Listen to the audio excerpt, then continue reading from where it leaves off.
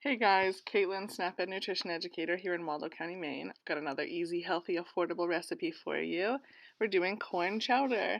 I love it on these cold, fall-like days. Also, walking through a corn maze makes me hungry, so I thought I'd share this recipe with you guys.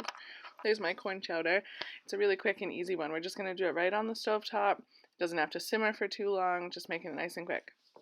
So we're starting with some sweet creamed corn. This was just what they had at Hannaford. I'm not sure what it's like in your area, but our grocery store has been pretty sparse again lately. Then I added some milk. Be sure to check the link in the description box for all the quantities and the real recipe. We actually have cheese in this corn chowder, which I had never had a corn chowder with cheese in it before, and I was very excited to try. So we're going to put about a tablespoon of oil in a pan, add our onions, and let those sizzle away for a little bit. Once your onions are soft and a little brown, you can see mine aren't quite yet. I had to stir them and let them sit a little longer.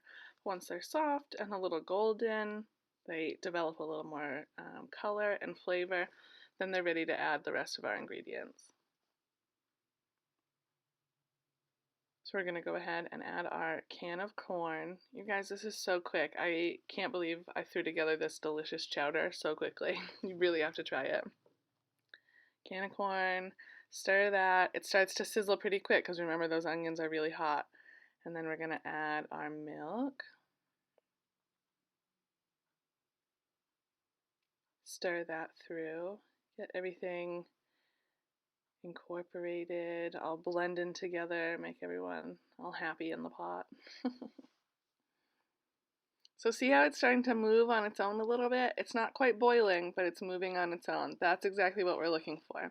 We don't want to boil the milk, but we do want it to be just hot enough to start dancing on its own. So after I added the cheese, you can see it stopped moving, and see on the edges right there? Once it starts dancing again on its own, that's when you know it's ready.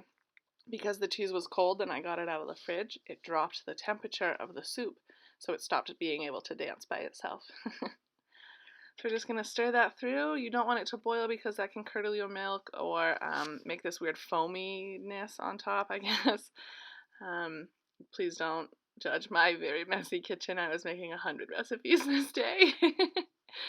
And then just serve yourself some soup.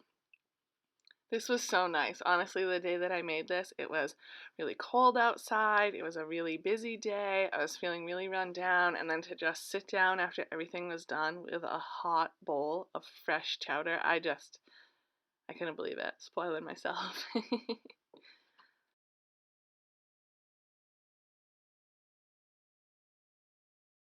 I was trying to make it look cool and just made a mess and splashed it everywhere, but then grab a spoon and dig right in. It's so warm and comforting, and the cheese makes it a little bit thicker without adding like a roux, like a flour or anything.